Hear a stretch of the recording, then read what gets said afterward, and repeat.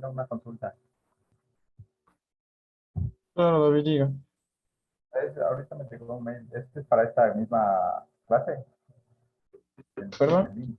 Llegó No. ahorita para esta clase. Es de este mismo, ¿no? Sí, sí, ya les acabé de enviar nuevamente el link por si acaso a todos los estudiantes. Les lo comentaba, tal vez tú tienes información sobre o contacto con el resto de tus compañeros. Hay un grupo. Y ya voy a... Yo igual no me pude conectar a la anterior clase porque a esta hora sí se me complica. Vería como nunca salí antes del trabajo. Claro, sí, sí, sí te entiendo. Bueno, un poco como estaba de parte de la planificación del instituto, pues no hay como Y tal vez modificar eso. con algunos compañeros. O sea que la mayoría sale o sale a esta hora o sale un poco antes y todavía está en transcurso a su casa. Entonces, realmente en la anterior materia también hubo el mismo inconveniente de que muy pocas personas se conectaban a las clases. Claro, sí, sí, esa parte lo entiendo. Y bueno, es también lo que yo he estado un poco haciendo el hincapié a las autoridades.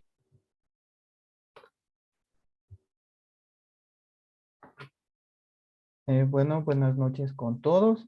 Sean bienvenidos a este segundo encuentro de la clase de autotrónica.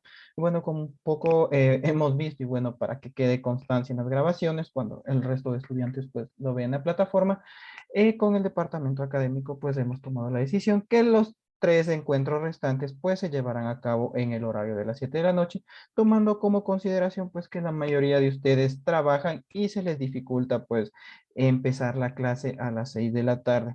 De antemano, pues agradecer la presencia de las personas que lograron conectarse en ese horario y pues en virtud del tiempo que tenemos, pues vamos a comenzar con el contenido del día de hoy. Un segundito y estaremos empezando con la clase.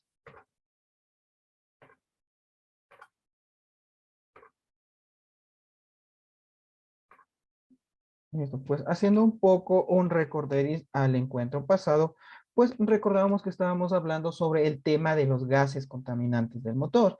Hablábamos un poco de los efectos que provocaban en la salud y pues también empezamos a comentar un poco de las causas que generan pues este exceso de gases contaminantes. Entonces tomamos como referencia que una de las principales causas era una combustión incompleta, en este caso relacionándonos con el concepto de la mezcla de aire-combustible.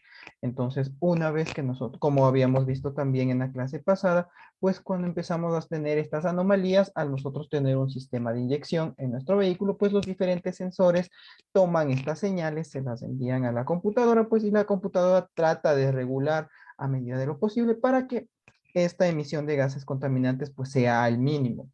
Conocemos también de que para regular eso, pues en las diferentes ciudades aquí en el país, pues se cuenta con centros de revisión técnica vehicular, que justamente lo que buscan es monitorear y mantener parámetros de contaminación en niveles permitidos, por así comentarlo. Entonces, un poco para que eso lo tengamos como reseña de lo que estamos hablando el día de hoy en términos de gases contaminantes. Un poco continuando con esta explicación, pues sabemos que existen diferentes gases contaminantes. La mayoría de los gases contaminantes que son emitidos por un motor de combustión interno, pues es el dióxido de carbono, con sus siglas químicas CO2, monóxido de carbono, óxidos de azufre, óxidos de nitrógeno, hidrocarburos, material particulado, bueno, que sabemos que esto va direccionado más en vehículos a diésel y también da un porcentaje de ozono y plomo. Un poco eso tiene que ver pues con la calidad o el nivel de octanaje que llega a tener la gasolina. Un poco aquí que tengamos en cuenta pues que cada uno de estos gases contaminantes pues tiene un efecto negativo para el organismo. Un poco aquí haciendo un principal hincapié a la parte del plomo, pues tenemos como referencia de que, bueno, aparentemente se dice que el combustible que nosotros utilizamos hoy en día en nuestros vehículos, pues está libre de plomo. Pero aunque se tenga este concepto, pues aún sigue en la práctica, pues tiene todavía algún porcentaje pequeño de plomo. Esta es la razón, pues, por la que se debe evitar pulverizar con gasolina, ya que estas partículas de plomo, al ser pulverizadas, pues puedan llegar a ingresar a la piel y provocar pues en ciertos casos inclusive enfermedades como son el cáncer a la piel. Entonces un poco aquí valga la oportunidad para recalcar pues la importancia en primera, de utilizar equipo de protección personal y en segunda, pues a medida de lo posible, evitar pulverizar con gasolina. Sabemos que es una práctica muy frecuente dentro de los talleres, que tal vez por el mismo hecho de que el combustible, la gasolina, llega a eliminar una mayor cantidad de contaminación en las diferentes partes de los vehículos, pues nosotros los utilizamos, lo vemos como una manera mucho más fácil de usar, pero bueno, tratemos de utilizar aditivos o elementos alternativos como son desengrasantes y pues de esta manera pues exponerlos lo menor posible pues a tener que manipular este tipo de elementos químicos, ya que como conocemos pues tienen un alto porcentaje de afectar sobre todo a nuestro organismo. Siguiendo con este tema, pues si bien comentábamos en un inicio los diferentes gases contaminantes, es importante también centrarnos en lo que es el material particulado o la cantidad de partículas de hollín que pues genera la mayoría de vehículos a diésel. Aquí tenemos como referencia, pues saber que cuando nosotros hablamos de material particulado, pues estamos hablando de partículas invisibles o también sólidas o líquidas que poseen dimensiones microscópicas, alrededor de 0,2 hasta 10 milésimas de milímetro. Un poco para tener como referencia, pues tomemos en cuenta que cada uno de los cabellos humanos, pues tiene un espesor de 0,1 milímetro. Entonces, al nosotros hablar de milímetros y milésimas, pues estamos hablando que este material particulado prácticamente es imperceptible al ojo humano. Cuando, por ejemplo, nosotros, ya en casos extremos, que vemos a vehículos, a transporte de pasajeros, buses alimentados por combustible tipo diésel, que emiten una mayor cantidad de material particulado, que nosotros podemos ver una nube negra, pues es obviamente en primera, pues porque no está regido dependiendo los parámetros o las normas de euro, que son las que rigen el porcentaje de material particulado, y por el otro, pues que también adicional a ello, pues tiene algún inconveniente dentro del motor, y por dicho motivo, pues genera una cantidad significativa de material particulado. Lo que aquí hay que tener en cuenta es de que estas partículas de hollín están formadas por una matriz carbonosa. Esto quiere decir que también este material particulado llevará un alto porcentaje de hidrocarburos, perdón, como son los diferentes sulfatos que están asociados con el agua y pues al realizar estas combinaciones de estas reacciones químicas, pues dan como consecuencia de que todo ese smog, todo este material particulado, pues de igual manera llegue a afectar la salud de nosotros. Ese es uno de los motivos por lo que siempre se trata de regular y evitar a medida de lo posible la mayor cantidad de gases contaminantes. Todos estos gases contaminantes, tanto de vehículos a diésel como de vehículos a gasolina, pues llegan a generar daños en la capa de ozono. Tenemos que tener como referencia que la mayoría del transporte público pues genera aproximadamente entre un 73 y un 83% de contaminación hacia el ambiente. El resto del porcentaje pues lo tienen las fábricas industriales. Entonces, como vemos, pues es importante el que nosotros pues lleguemos a normar, a mitigar este porcentaje de contaminación. Refiriéndonos ya a la capa de ozono, pues nosotros sabemos que la principal función de la capa de ozono pues es de retener los rayos ultravioleta o rayos UV para que estos no lleguen con tanta fuerza a la superficie terrestre. Como sabemos pues a lo largo de los años por el exceso de contaminación, tal vez por no tener unas buenas prácticas de descontaminación, pues lo que hemos provocado en el ambiente es un agotamiento de la capa de ozono. ¿Cómo nos damos cuenta de eso? Pues básicamente como el cambio de estaciones no se da de la manera frecuente como se daba en años anteriores. Por ejemplo, en algunos periodo de tiempo, pues nosotros sabíamos que de tal mes a tal mes, pues era el periodo de lluvias y por consiguiente que en otro rango de meses, pues era el periodo de calor o de sequía, por así decirlo. Al nosotros tener este problema en cuanto a la capa de ozono y también un poco yendo de la mano con el efecto invernadero, pues estas estaciones llegan a cambiarse, pues y tenemos prácticamente climas en los que en la mañana puede llegar a ser un sol, puede hacer sol con temperaturas sumamente altas y en la tarde pues puede empezar a llover, pues fenómenos que los hemos nosotros vivido en el día a día, particularmente aquí en la ciudad de Quito. Entonces un poco aquí tener en cuenta cómo toda esta contaminación pues produce estragos en el medio ambiente. Un poco como les comentaba, pues para que tengamos una idea un poco más clara, si es que no recordamos cómo funciona el efecto invernadero, pues lo que sucede en este caso es que se crea una capa de contaminación que básicamente lo que hace es de que todos estos gases contaminantes que están a elevadas temperaturas, pues llegan a quedar retenidos en la parte baja de la capa de ozono. Esto provoca, obviamente, pues de que se tenga el inconveniente o el aumento de temperatura y por ende, pues este aumento de temperatura, pues llega a generar sequías. Como no se puede generar una buena condensación en el aire, pues es imposible generar lluvias y en el caso de generar lluvias, pues tendremos un fenómeno conocido como lluvia ácida, el cual es obviamente perjudicial y es básicamente lo que, lo que se quiere, lo que se busca tratar de evitar. Entonces, tal vez nosotros como país no nos vemos tan afectados por este efecto invernadero de manera directa, pero si no tomamos conciencia, si no se crean prácticas de control de emisión de gases, pues en años posteriores, pues nosotros también llegaremos a sufrir este tipo de inconveniente. Una de las ventajas, tal vez por nuestra situación geográfica, es de que no tenemos cambios de estaciones tan seguidos, únicamente nos regimos a verano e invierno, pero como hemos visto, pues prácticamente hoy en día nosotros no sabemos en qué estación estamos. Puede haber una semana en la que prácticamente todo el día pasa despejado, no tenemos presencia de lluvia, como puede que por un día repentino pues empiece a llover por 1, 2 o 3 días. Entonces, como sabemos, pues es este fenómeno del efecto invernadero pues provoca que tengamos todas estas variantes en el medio ambiente. ¿Cómo se busca o cuáles son las maneras en las que nosotros podemos evitar o tratar de regular en la mayor cantidad de las gases, de la emisión de gases contaminantes? Pues como primer punto es de hacer una mejora o tener un combustible de mayor calidad. Sabemos que básicamente el grado de octanaje de la gasolina extra y super en el país es relativamente bajo en comparación a otros países.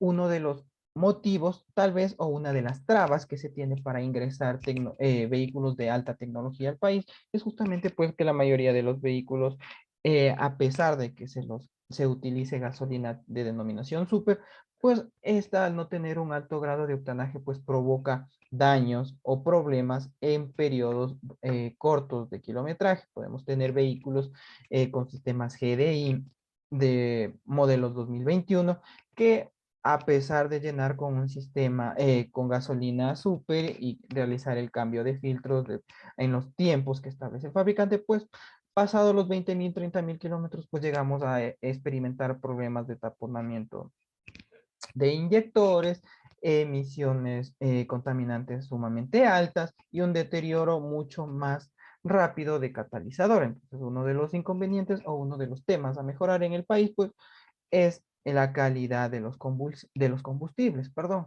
La otra manera, pues, es crear conciencia más que nada y generar una cultura de inspección y mantenimiento vehicular.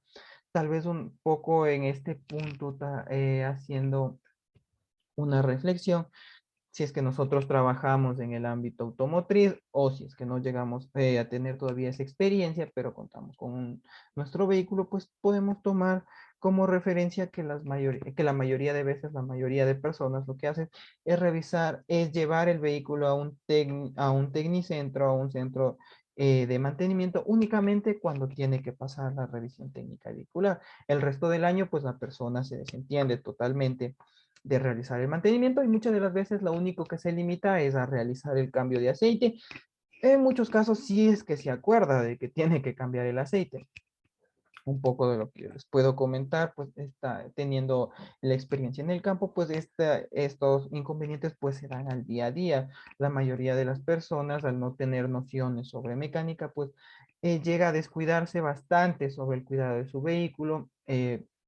a pesar de que se cuenta con los manuales en los cuales rigen los tiempos de mantenimiento, pues muchas de las veces las personas olvidan estos tips, estas regulaciones que se les dan y pues, como les comenté, pues se limitan únicamente a revisar, a llevar a revisar el vehículo únicamente cuando tienen que aprobar la revisión técnica vehicular.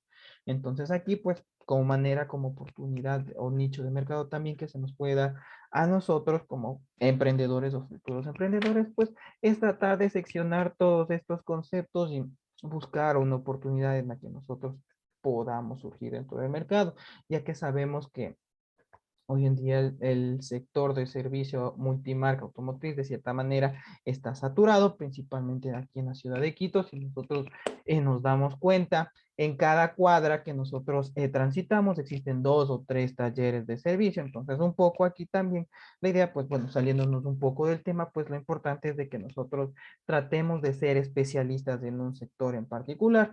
Es verdad que tal vez el tema de vender repuestos y realizar cambio de aceites y mantenimiento en sistemas de frenos tiene cierto grado de rentabilidad y facilidad, pues, pero busquemos un poco más allá de eso.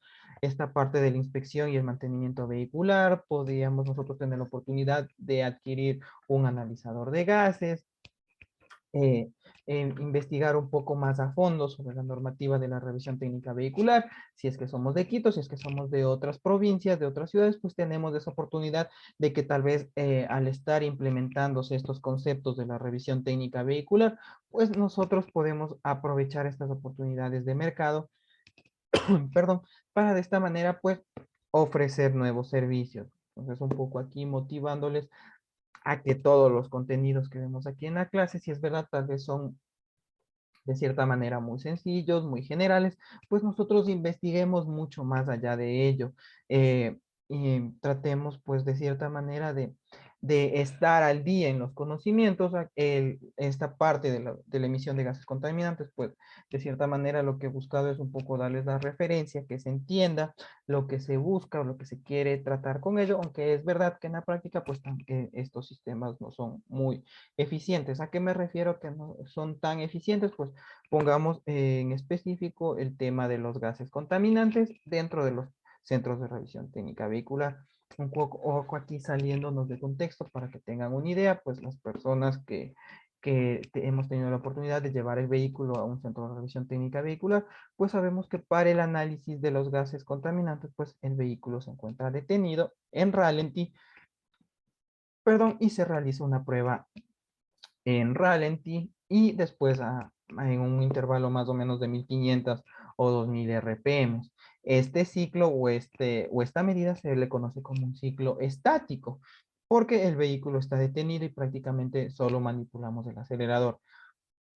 Si bien se hace este cálculo, esta supervisión, pues los resultados se podría decir que de cierta manera son bastante engañosos, ya que para nosotros medir la cantidad exacta de emisión de gases contaminantes, necesitamos exigir al motor, es decir, que tenga una carga establecida de trabajo. Entonces, ¿cómo se consigue esta carga de trabajo? Pues cuando el vehículo está en movimiento. Entonces, en la práctica, lo que tendríamos que hacer en un centro de revisión técnica de vehicular o en la máquina en específico que debería contar, pues sería con un analizador de gases, perdón, de ciclo dinámico, que nos referimos con ciclo dinámico, pues básicamente que 2 rodillos se encontrarán en las ruedas de tracción y pues de esta manera se buscará simular una velocidad de trabajo y de esta manera pues esforzar que de esta manera el motor tenga un cierto porcentaje de carga y pues conocer el valor real de gases contaminantes que está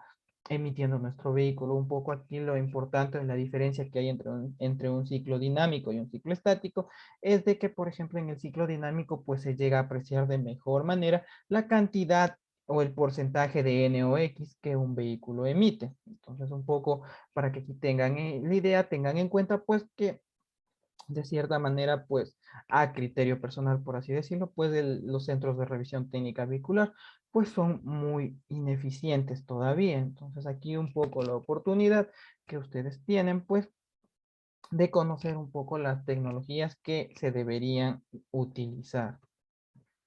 Continuando con este tema pues de la revisión técnica vehicular, pues sabemos de que los parámetros que se dicen o las normas que se aplican, pues están basadas mediante la norma INE. Existen diferentes parámetros, diferentes leyes dentro de las normas INE que básicamente lo que hacen es describir los procedimientos que se tiene que dar en cuanto a la revisión de gases contaminantes, a la eficiencia de frenado, a la amortiguación y en fin, se puede decir documentos oficiales para llevar a cabo una correcta fiscalización de cada uno de los motores. Entonces, un poco aquí las resoluciones o las normas INE que se utilizan aquí en el país, para que, bueno, cuando ustedes tengan tiempo, pues las revisen un poco y puedan leer a mayor profundidad y saber, pues, de qué estamos hablando. Cuando nosotros comentábamos un poco del sistema diésel, pues hablábamos de que ellos están normados bajo normas euro. Estas normas de euro, obviamente por su denominación, pues sabemos que vienen desde Europa y un poco porque son ellos los que se encargan de normar la cantidad de gases contaminantes en vehículos a diésel, pues conocemos pues que en Europa la mayoría de vehículos pues son a diésel. Sabemos que vehículos livianos, vehículos pesados, utilizan diésel en este sector del continente, mientras que por el contrario, pues en América o en Sudamérica, pues se limita bastante el uso del diésel a vehículos comerciales o de trabajo, como son camionetas y camiones. Un poco aquí para que se tenga una idea, en la gráfica, pues lo que buscamos que se entienda, pues es como a medida de que se han creado nuevas normativas de euro, pues lo que se ha buscado es siempre bajar el porcentaje de material particulado.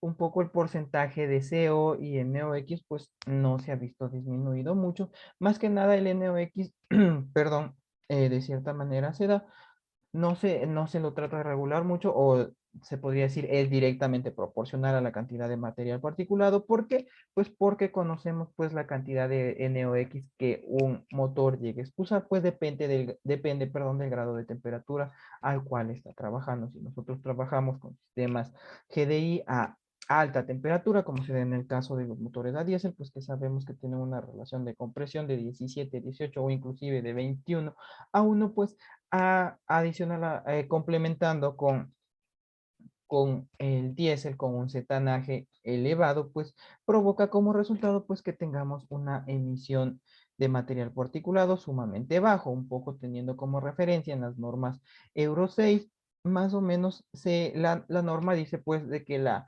cantidad de material particulado permitido en vehículos a diésel en Europa pues es alrededor de entre el 5 y el 10%. Entonces, como vemos aquí en el país, no podríamos aplicar ese concepto, ya que el material particulado que es resultado del diésel que utilizamos aquí, pues va alrededor de entre 50 y 150 partes por millón. Entonces, un poco aquí, pues lo que nos limita a nosotros al estar normados, por así decirlo, a las leyes internacionales es precisamente, como comentábamos en un inicio, la calidad del combustible que nosotros tenemos. Entonces, por último, pues tener una referencia aproximada de los valores permitidos para que se apruebe la revisión técnica vehicular aquí en Quito relacionado con los gases contaminantes. Hay que tener en cuenta pues que dentro de las normas INE se manejan unas tablas en las cuales se establecen los parámetros máximos que un vehículo puede tener para aprobar la revisión técnica vehicular. Por ejemplo, aquí en Quito, las personas que son de aquí, pues, si es que su vehículo no ha llegado a aprobar la revisión técnica vehicular en el primer intento, pues nosotros al leer la descripción de las fallas, pues vemos que puede ser tipo 1, tipo 2 o tipo 3. Y bueno, un poco dependiendo de la cantidad de fallas, pues aprobará la revisión técnica vehicular, teniendo en cuenta que siempre que tengamos una falla tipo 3, pues el vehículo no aprobará la revisión técnica vehicular.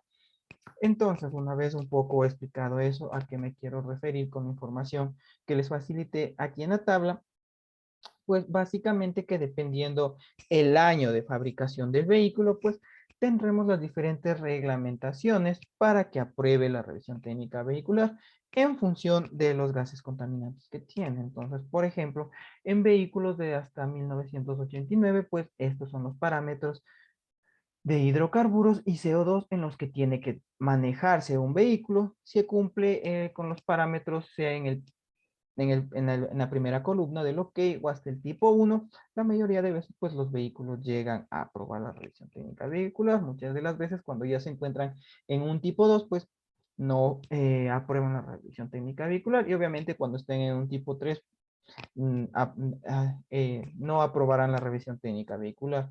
Nuevamente, pues tenemos aquí la normativa, si es que el vehículo es del año 1990 hasta 1999, teniendo la referencia de que sea carburador, ya que como conocemos, perdón, existe una diferencia, una eficiencia entre que un vehículo sea carburador frente a uno que sea a inyección.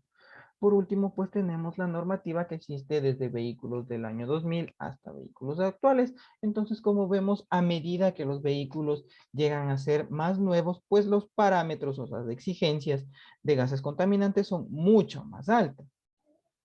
Aquí un poco también haciendo hincapié, pues tomando como referencia contenidos de módulos pasados, si es que ustedes ya los tuvieron. Cuando hablamos de lambda, perdón, estamos hablando de una mezcla estequiométrica. Sabemos que la mezcla estequiométrica tiene que ser igual a 1. Aquí lo que se busca, o cuando se utilizan los analizadores de gases, se busca que el porcentaje de lambda esté lo más cercano a 1.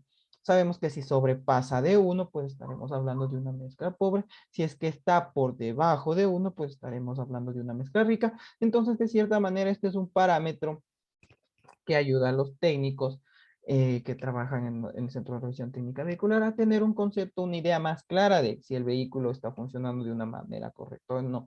Porque básicamente si es que el factor lambda no está cercano a 1, pues significa que tendrá una mayor emisión de gases contaminantes y por dicho motivo, pues no podrá aprobar la revisión técnica vehicular. Esta tabla, estos datos son únicamente para la ciudad de Quito. Recalco, un poco de mi parte, personalmente no estoy al tanto de los valores que trabajan en otras ciudades. Puede que sean los mismos, como puede que difieran un poco cuando son ciudades que recién están implementando estos conceptos, pues manejan valores mucho más bajos, siendo de cierta manera un poco más flexibles. En algunos casos, en otros casos, pues se rigen a las últimas normativas y pues es un poco el inconveniente que a veces se tiene de que no se diagnostica o no se da una resolución correcta de que si el vehículo puede o no puede aprobar. Entonces aquí lo que les invito pues es, si es que nosotros estamos trabajando dentro de la industria automotriz, dentro del sector de mantenimiento, pues que tengamos siempre en mente, perdón, los valores con los que trabaja o los valores con los que el vehículo tiene que aprobar la revisión técnica vehícula, para de esta manera pues nosotros dar un servicio eficiente. Como comentábamos, un poco ligado al tema de la emisión de gases contaminantes, pues tenemos que tomar en cuenta que para tener una mejor calidad de combustión, es decir, y de esta manera tengamos en la combustión a medida de lo posible que sea completa, pues un poco tiene referencia con el tipo de sistema de inyección que puede utilizar. Sabemos que existen sistemas de inyección monopunto o multipunto. ¿A qué nos estamos refiriendo? Pues a sistemas monopunto y multipunto, pues un poco como sus siglas lo dicen. Si nosotros hablamos de monopunto, significa que cuenta con un solo inyector. Al contrario, si nosotros tenemos un sistema multipunto, estamos hablando de un sistema que cuenta con varios inyectores. ¿Cuál es la diferencia? En este caso, pues el trabajo se podría decir, o el pulso de inyección es independiente en cada cilindro, mientras que por el contrario, en un sistema monopunto, pues el inyector era el encargado pues de enviar la inyección de combustible a todos los cilindros. Así, este sistema, pues el sistema monopunto lo que provocaba era que exista un aumento de consumo de combustible en relación a un sistema multipunto, de que tiene una mayor eficiencia y por ende un menor consumo de combustible. También podemos tener sistemas de inyección que se clasifican dependiendo de su ubicación. ¿A qué nos queremos referir con eso? Es el punto donde se genera la inyección, pudiendo ser un sistema de inyección directa como un sistema de inyección indirecta. ¿A qué nos referimos con eso? Pues el punto en el que se da la mezcla aire-combustible.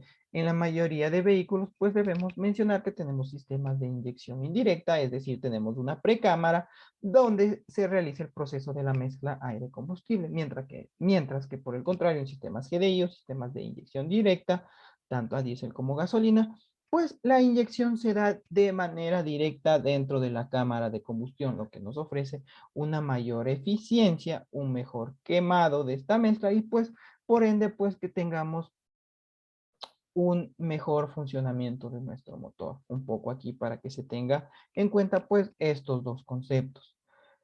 Adicional a ello, pues también podemos encontrar sistemas de inyección, de inyección continua o de inyección intermitente. ¿A qué nos referimos con eso? Pues más que nada al pulso de inyección. Si tenemos un sistema de inyección continua, pues el pulso será ininterrumpido. Esto quiere decir que estará programado y que cada cierto tiempo el pulso de inyección se dará, no terminará hasta que la programación así lo requiera.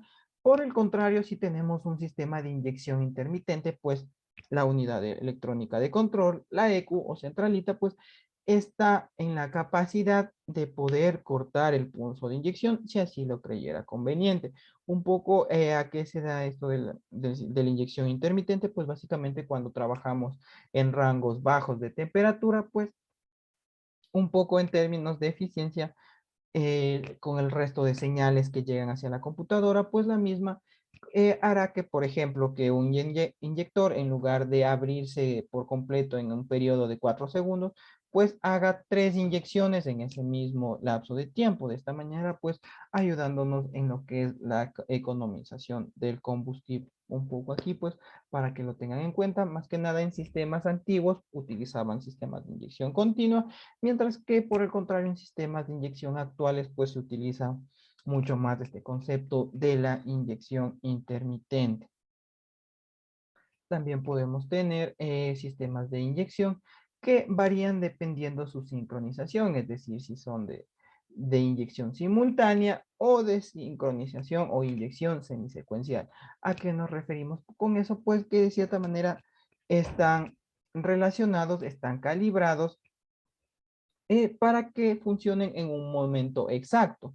En algunos casos llegan a tener el pulso de inyección, 2 inyectores a la vez, cuando hablamos de inyección simultánea o los 4 a la vez, o por el contrario, una inyección secuencial, es decir, en un espacio determinado de tiempo. Un poco aquí lo que debemos tomar en cuenta, o para que no se malinterprete la idea, no es de que en cualquier tiempo llegan los 4 inyectores a abrirse.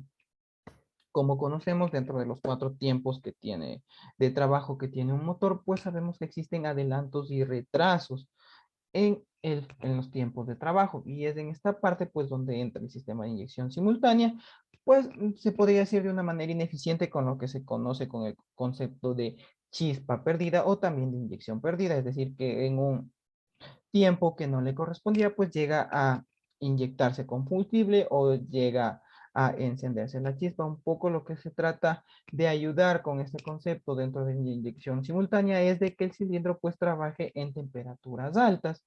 Si bien no se llega a combustionar la inyección de combustible en el momento en el que fue programada, pues ayuda de cierta manera a mantener la temperatura en cada uno de los cilindros y de esta manera pues de que el vehículo, en este caso el motor, tenga una mayor eficiencia térmica. Y bueno, por último, en cuanto a la clasificación de los inyectores, pues tenemos que los mismos pueden ser de inyección mecánica o inyección electrónica. Aquí un poco para que no nos confundamos a qué nos referimos, no estamos hablando de la bomba de combustible. Ya sabemos que en un sistema de inyección, pues la bomba de combustible es electrónica, a lo que nos referimos con sistemas de inyección mecánica o de inyección electrónica, nos estamos refiriendo más que nada al distribuidor o dosificador de combustible. En el primer caso, en sistemas convencionales antiguos como el sistema Calletronic, que son de los primeros sistemas desarrollados por Bosch, pues el distribuidor o dosificador de combustible pues trabajaba de manera mecánica, no tenía ningún elemento electrónico y pues de cierta manera no controlaba que la presión del combustible sea la misma del distribuidor hacia el inyector. Existía un cierto lapsus, una cierta pérdida de presión, mientras el combustible transitaba desde el sector dosificador hacia el inyector.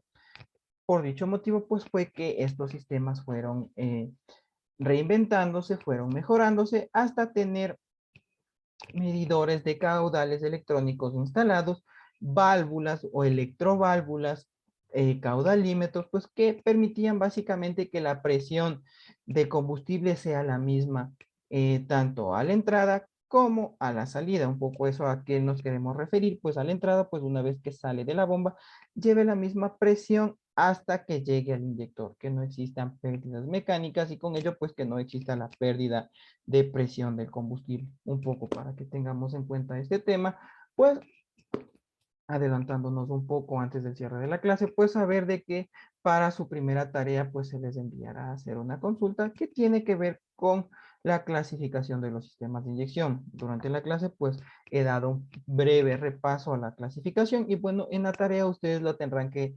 desarrollar este concepto pues de una manera mucho más amplia. ¿Sí? ¿Alguien tiene una pregunta? Sí, yo, o sea, bueno, no es pregunta ahorita que justo estamos hablando de tareas. Me parece que en la investigación, en la tarea 4 está la fecha puesta para ya trazada como más de 100 días. No le han puesto cuándo tenemos que presentar, sino está, me imagino, del anterior semestre, del anterior curso. La fecha está incorrecta. Claro, sí, sí. Bueno, como se pudieron dar cuenta un poco las personas que comenzamos el ciclo, comenzamos la sesión el día de hoy, pues vimos de que existe algunos inconvenientes, más que todo de comunicación en la parte del departamento académico. Como vimos, tuvimos la presencia de una de las coordinadoras del departamento académico y bueno, esto obviamente que ya se irá actualizando con el pasar de las clases, en eso no tengamos inconvenientes. Recordemos pues que nosotros recién estamos en la segunda sesión, tenemos 3 sesiones más y un poco para que se tenga en cuenta, una vez que nosotros terminamos la última sesión, que es la del repaso, pues aproximadamente tienen entre unos 3 a 6 días para ustedes realizar todos los trabajos y prepararse para los exámenes finales. Entonces, de cierta manera no se asusten con ello, pues conforme nosotros vayamos avanzando, se irán actualizando las fechas y pues no, lo importante aquí también, aunque todavía no llegamos a ese punto, pues que no dejemos las tareas para el último. Así que bueno, este punto de las fechas, de los topes todavía, no se preocupen porque conforme acabemos la clase, pues el departamento de sistemas irá actualizando las fechas. Eso nomás de la ingeniero, gracias. Listo, no te preocupes. Bueno, como último tema del día de hoy, pues hablaremos de una manera corta, pues sobre la unidad electrónica de control. O la EQ, centralita o computadora, bueno, con cualquiera de las denominaciones que ustedes las quieran tratar. Técnicamente, pues sabemos que la EQ pues viene de las siglas en inglés, como comentaba anteriormente, Electronic Control Unit, y pues la función dentro del vehículo y más que nada dentro de un sistema de inyección es monitorear el estado de los sensores y en virtud de las señales que estos sensores envían a la computadora, pues modificar los tiempos de funcionamiento de los diferentes sensores y más que nada actuadores que tiene un vehículo. Aquí tener en cuenta pues que podemos contar con dos tipos de computadoras, las originales, se puede, por así mencionarlos, que vienen equipadas en cada uno de nuestros vehículos, y las computadoras programables. ¿Qué quiere decir con eso? Pues como su nombre lo indica, que nosotros tenemos la facilidad, la facultad de poder programar, modificar los datos o tiempos de funcionamiento de los diferentes sensores y actuadores. ¿Qué quiere decir con eso? Que, por ejemplo, que necesitamos que el pulso de inyección no sea de 2 segundos, sino que sea de 4 segundos. Entonces, con este tipo de computadoras programables, más que nada utilizados para competencia, lo podemos realizar. Entonces, un poco para que se tenga ese concepto de que existe la posibilidad de nosotros modificar las computadoras. Antes que nada, pues es importante que nosotros entendamos cómo funciona una computadora en virtud, pues haciendo un recorderis de lo que hablábamos la primera clase sobre el módulo OBD2, pues sabíamos que tenemos dentro del conector de 16 pines ciertos puntos específicos que nosotros necesitamos tener en cuenta. Básicamente en una computadora lo que necesitamos tener es obviamente alimentación, sea esta 12 voltios en vehículos livianos o 24 voltios en vehículos pesados. Siempre deberemos tratar, si es que utilizamos un multímetro, si es que estamos haciendo un diagnóstico, pues revisar de que estemos trabajando dentro de estos rangos de voltaje. Si tenemos un vehículo pequeño, un vehículo sedán, que sabemos que funciona a 12 voltios y por A o B motivo revisamos cuál es el voltaje con que está llegando a la computadora y vemos que el voltaje es de 12.5, 13 voltios, pues sabemos que tenemos que tratar de identificar dónde está el problema, porque caso contrario, pues llegaríamos a quemar la computadora. Entonces, otra vez volviendo, pues sabemos que necesitamos una alimentación y para tener una alimentación, pues sabemos que necesitamos tener un negativo y un positivo. Positivo, la alimentación de 12 o 24 voltios y el negativo, pues es una masa que está conectada directamente al chasis. Aquí como tip, como recomendación, siempre que estemos realizando el chequeo a los vehículos, pues tomar en cuenta que esté correctamente conectada la masa de la computadora. ¿A qué nos referimos con eso? Pues básicamente el perno, el sector en específico donde esté conectada esta masa, pues apreciar que no presente rastros de corrosión o que el perno que ajusta, el perno de sujeción que da la masa, pues se encuentre correctamente torqueado, que no se encuentre flojo, ya que si empezamos a tener intermitencias en la masa, pues de igual manera podemos provocar daños en la computadora. Adicional a ello, de nosotros tener señal positiva y negativa, pues nosotros, se podría decir, ya damos alimentación a a la computadora y pues otra de las entradas que llega a tener o alimentaciones, pues es la información de los diferentes sensores, como es el sensor CKP, sensor de temperatura de aire o de refrigerante, en fin, todos los sensores que cuenta nuestro vehículo los podríamos denominar como información de entrada. Una vez de que todas estas señales ingresan a la computadora, pues la lógica de control de la computadora, es decir, la memoria PROM y la EPROM, pues llegan a analizar todas estas señales en base a la configuración de programación que tiene la computadora y en virtud de eso, pues que se realice la interpretación de la misma y pues que se trabajen los parámetros para los cuales fueron programados como puntos de salida, se podría decir, o actuadores, pues tenemos que la computadora básicamente ejerce control sobre los inyectores y las bobinas de encendido en vehículos convencionales, en vehículos que cuentan con una mayor cantidad de componentes electrónicos, pues la unidad de electrónica de control pues también llega a tener control sobre los del embrague, sobre embragues eléctricos, embragues magnéticos o los diferentes relevadores de otros sistemas complementarios que están normados o regidos por la computadora. También en la parte del control de salida se podría decir o se podría denominar al conector de 16 pines para la comunicación entre el escáner y la computadora, el conector OBD2. Tener en cuenta que a eso nos referimos como un punto de salida. Un poco continuando con este tema de la computadora, pues es importante que nosotros entendamos un poco cómo es la constitución interna de la computadora. Más que nada, pues saber por qué se puede llegar a quemar o por qué no se puede llegar a quemar una computadora. Hay que tener en cuenta que al ser un mecanismo, un elemento electrónico, pues contará con un circuito de control que a medida de lo posible, pues buscará evitar de que el resto de componentes lleguen a sufrir daños. En el caso de de la computadora, pues el circuito de control, pues básicamente está constituido por transistores, diodos, condensadores y reguladores de voltaje. Aquí un poco, pues como tenemos en cuenta, al nosotros contar con un regulador de voltaje, no nos estamos refiriendo a que regula la entrada de voltaje.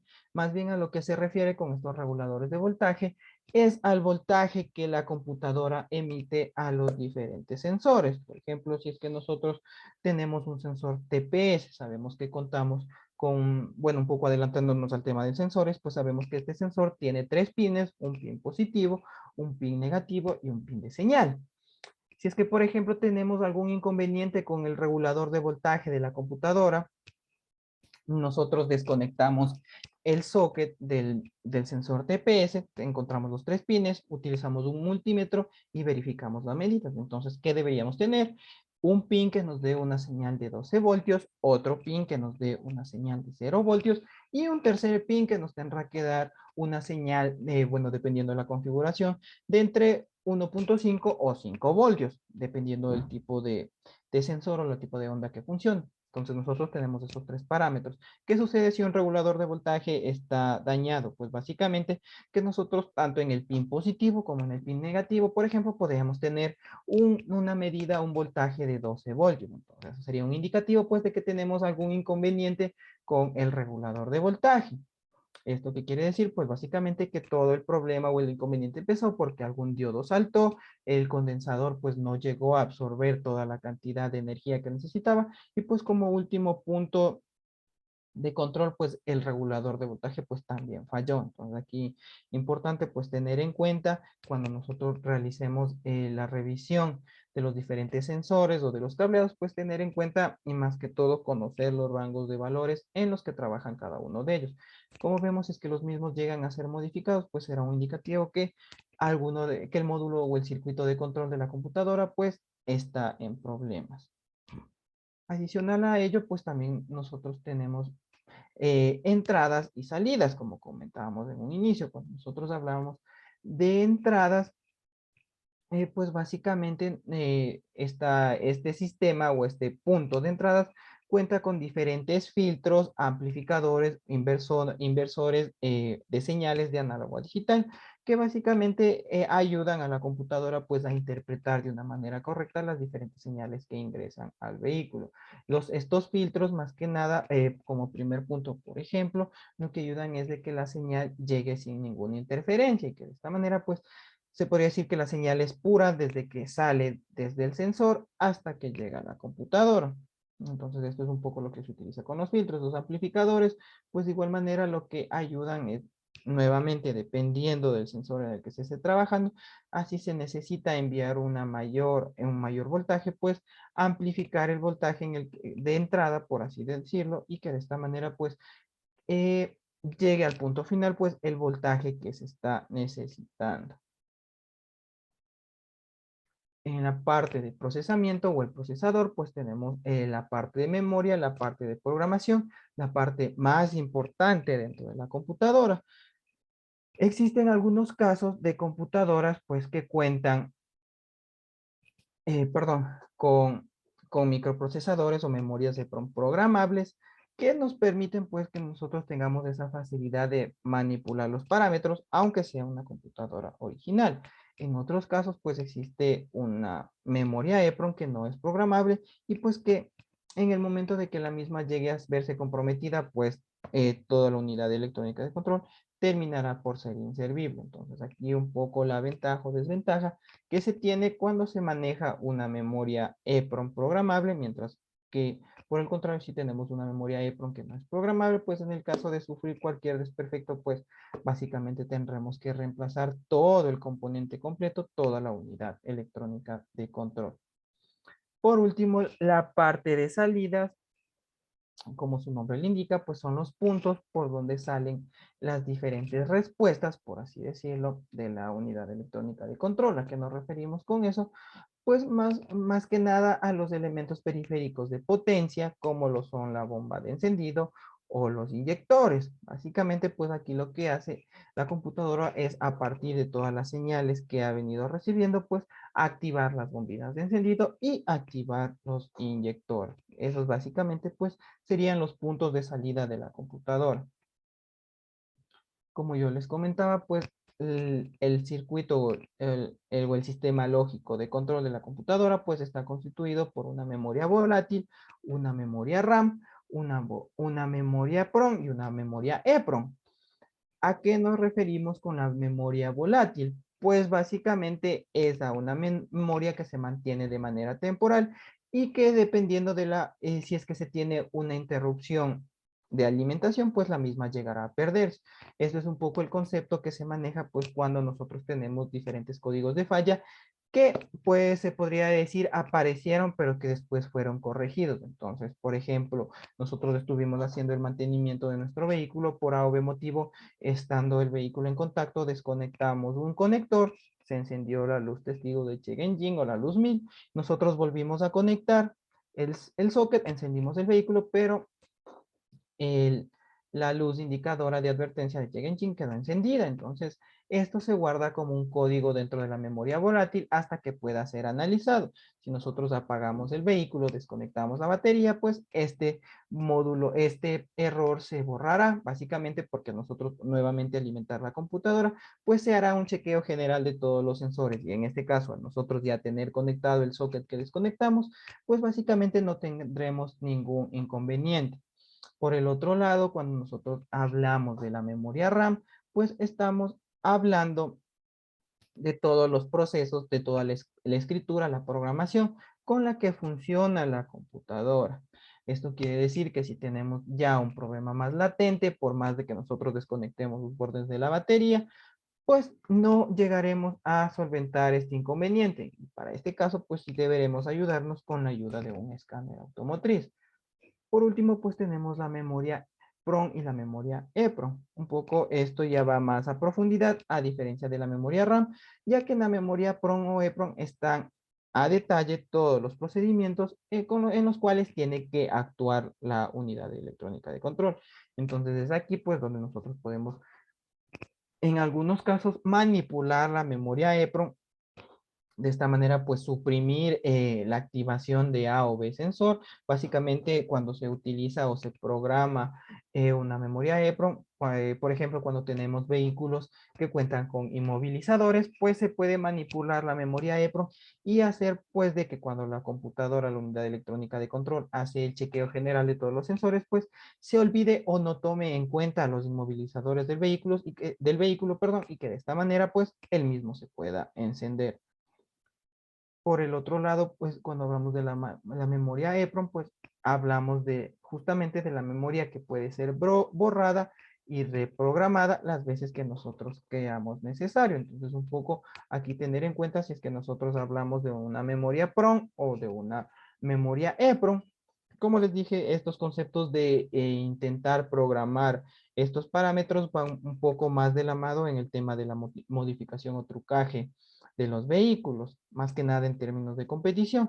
Un poco realizar estas programaciones borrables de ciertos parámetros, como les comentaba, el tema de inmovilizadores, pues se da en ciertos casos, pues cuando no se ha colocado la computadora original, se compra otra computadora que no es la específica del vehículo, tal vez el vehículo no la reconoce y se tienen que dar estas programaciones, o por A o B motivo, pues ha sufrido algún daño el módulo inmovilizador y para poder utilizar el vehículo, pues se opta por suprimir esta idea.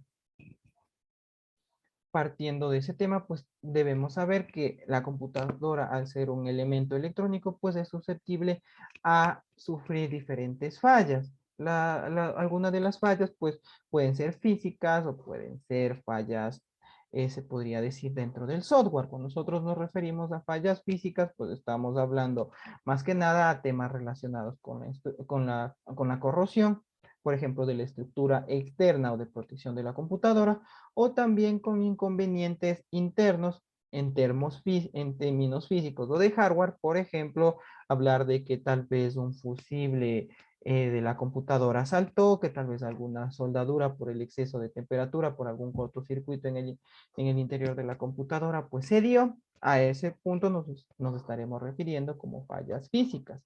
Mientras que por el otro, fallas de software o fallas lógicas, pues haremos referencia o relación pues cuando nosotros estamos hablando en términos de la memoria PROM y la memoria EPROM. Más que nada, aquí hacer un hincapié de que por qué se llega a generar este tipo de fallas, al hablar de fallas lógicas, perdón, es más que nada cuando se tienen inconvenientes o sobrevoltajes. Un claro ejemplo de cuando pueden llegar a sufrir estas fallas lógicas es, por ejemplo, si nosotros tenemos un vehículo que está sin batería, entonces nuestro vehículo de inyección se encuentra sin batería. Antiguamente pues se tenía la práctica de que cuando teníamos un vehículo sin batería, nosotros conectábamos, cambiábamos de batería, una batería buena, encendíamos el vehículo. Una vez que el vehículo estaba encendido, desconectábamos los bornes y cambiábamos de batería para que la batería vieja se cargue. Este concepto no se lo puede realizar bajo ningún motivo en vehículos de sistema de inyección, ya que con este chispazo, ese momento en el que se generan chispas entre los bornes, pues puede alterar la alimentación que llega hacia la computadora, pues, y justamente perdón, que existan estos inconvenientes dentro de la lógica de control de la computadora. Así que, por favor, si es que tenemos que realizar esta acción, pues limitémonos a utilizar cables pasacorriente o utilizar arrancadores, cambiar la batería o eh, cargar la batería de manera externa y después montarla en el vehículo. Más que nada, pues como conocemos, la computadora es sensible a todos estos cambios de voltaje, entonces lo que menos queremos pues es que se vea afectada. Más que todo, pues también yendo de la mano con el tema económico. Y bueno, chicos, eso sería todo concerniente al contenido del día de hoy. Si es que no tienen ninguna duda, pues procedería a explicarles la primera tarea que ustedes tienen que realizar.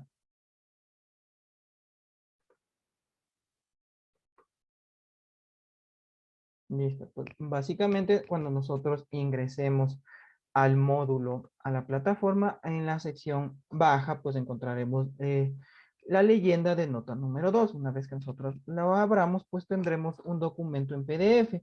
Una vez que descarguemos el PDF, pues encontraremos esta descripción. Básicamente lo que se les pide para esta primera tarea concerniente a la nota 2 es que realicen un ensayo sobre los temas relacionados a la clasificación de sistemas de inyección. Básicamente, pues lo que se necesita es de que realicen una investigación de una manera mucho más amplia sobre el tema de inyección. Es decir, hablar un poco de los sistemas multipunto, monopunto, inyección directa, inyección indirecta, en fin, toda la clasificación que nosotros vimos en clase. Tener en cuenta que a nosotros hablar de un ensayo, pues estamos hablando de que necesitamos tener una introducción, un desarrollo y una conclusión del tema que estamos hablando. Aquí tener en cuenta, pues bueno, si ustedes buscan en Google, pues verán los diferentes tipos, las diferentes denominaciones de ensayo. Entonces nosotros únicamente para esta tarea nos regiremos a utilizar un ensayo convencional con introducción, desarrollo y conclusión. En la parte de introducción, pues recordarles que el mínimo que se debe utilizar para un ensayo es de 4 a 7 líneas cada párrafo. Entonces, una vez que nosotros tengamos de 4 a 7 líneas, pues acabaremos con nuestra parte introductoria. Podemos continuar a la parte de desarrollo y por último a la parte de conclusiones. Dentro de este tema, pues recalcar que la extensión máxima del documento será de 2 a 3 hojas, incluida la carátula. Básicamente, pues una vez que ustedes hayan realizado la consulta, sea del material de apoyo que tenemos en la plataforma o de fuentes externas, pues en sus propias palabras tendrán que hacer un resumen sobre este contenido y subirlo a la plataforma, por favor, en formato PDF. Poco también la consideración aquí, por si tienen algún inconveniente o si no han trabajado realizando ensayos anteriormente, pues es fijarnos en elegir un tipo de letra determinado. El mismo puede ser Times New Roman o Arial de número 12. Por favor, no hacer el trabajo todo en letras mayúsculas o por el contrario, utilizar otras tipologías de letras. Adicional a ello, pues todos los párrafos deberán estar debidamente justificados y el interlineado deberá ser de 1.5 líneas. En interlineado nos referimos a la distancia de separación que existe entre línea y línea. No sé si ha quedado claro el tema del deber o necesitan alguna otra explicación. Sí, está todo claro. Los siguientes deberes también con las normas APA, ¿no? Claro, sí, todos los deberes, bueno, estarán establecidos los parámetros que tienen que cumplir, pero bueno, básicamente es la utilización de normas APA. Me parece que para este módulo no vamos a realizar ningún trabajo utilizando las normas de IEEE, así que un poco despreocupémonos por eso por el momento. Si no existe ninguna otra duda, pues daríamos por finalizar la clase del día de hoy, pues informándoles o poniéndoles a su conocimiento que las últimas 3 sesiones, pues como comentamos en un inicio con la persona de departamento académico, pues serán a las 7 de la noche. Si es que pueden informarles a sus compañeros, pues se los agradecería mucho para de esta manera, pues que estos últimos 3 encuentros tengamos una mayor cantidad de estudiantes conectados en vivo. Listo, profesor. Listo, agradeciéndoles por su asistencia el día de hoy, pues nos estaríamos viendo en el siguiente encuentro. Que tengan una buena noche. Buenas noches.